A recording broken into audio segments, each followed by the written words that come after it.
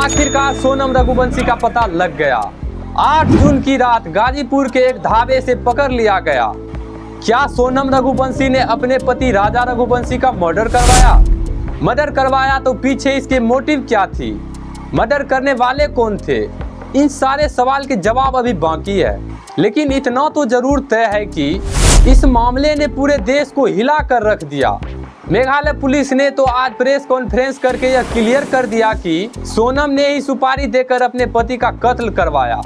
यह बात भी निकल कर आ रही है कि सोनम का इंदौर के ही एक लड़के राज कुशवाहा के साथ अफेयर था।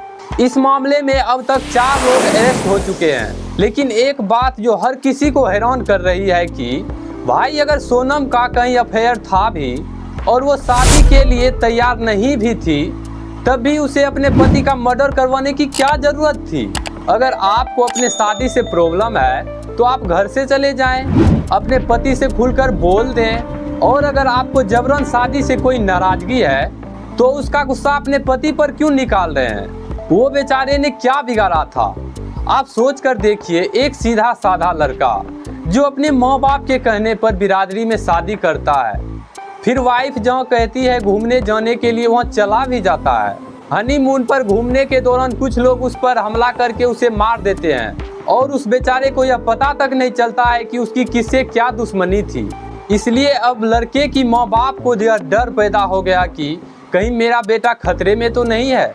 कभी शादी का नाम सुनते ही माँ बाप की आंखों में खुशी के आंसू आ जाते थे, लेकिन अब वही शादी से डरने लगी है, क्योंकि अब बेटा दूल्हा बनकर निकलता है तो माँ बाप की रूह कांप जाती है। डर इस बात का कि कहीं वो लौटे ही ना, और लौटे भी तो शायद कफन में लिपटा हो। गौर से सोचिए, मुस्कान रस्तोगी ने अपने पति को ड्रम में पैक कर दिया था। अब सोनम नाम की लड़की ने मेघालय की वादियों में अपने पति राजा रघुवंशी को जिस तरह से मौत के घाट उतार दिया, क्योंकि जो कुछ हुआ वो सिर्फ हत्या नहीं थी, वो भरोसे की चिता थी, जिसे हम और आप शादी का नाम देते हैं। क्योंकि कातिल कोई बाहर से नहीं आया था, यह कातिल उसी सिंदूर में छिपा था जिसे प्यार का प्रतीक माना गया।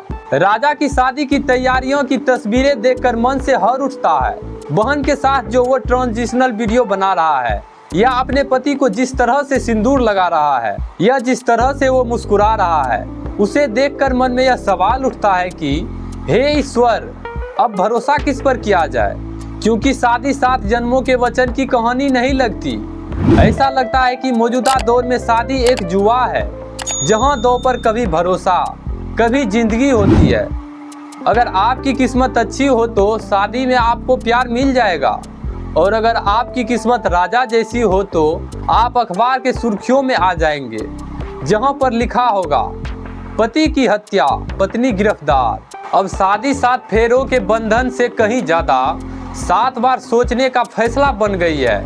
इन सब के बीच मुस्कान हो या फिर सोनम, इन दोनों के पति और इन दोनों के आशिकों के घर परिवार, पढ़ाई लिखाई, शकल सीरत कुछ भी देख लीजिए तो आपको यह एहसास होगा कि प्यार वाकई अंधा होता है। क्योंकि अंधा ना होता तो इस तरह के लड़कों के लिए अपने पतियों का मर्डर नहीं करवाता।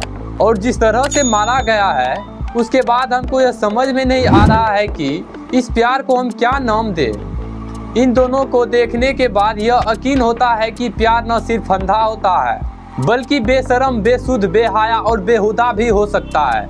वरना कौन सी घुट्टी पिलाई जाती है इन लड़कियों को कि एक पढ़ा लिखा पति छोड़कर ऐसे फटीचर और छपरी लोगों को वो अपने गले लगाते हैं और इनके लिए अपने पतियों को मार डालती है। मुस्कान हो या सोनम, आप इनके लड़कों के चेहरे पर मत जाइए, आप जाइए उस बात पर कि इन्होंने किसको छोड़ा है। इनके त्याग को देखिए और इनको देखकर यह एहसास होता है कि प्यार अंधा नहीं। प्यार क्या होता है कमेंट में बताइए। मिलते हैं नेक्स्ट वीडियो में। धन्यवाद।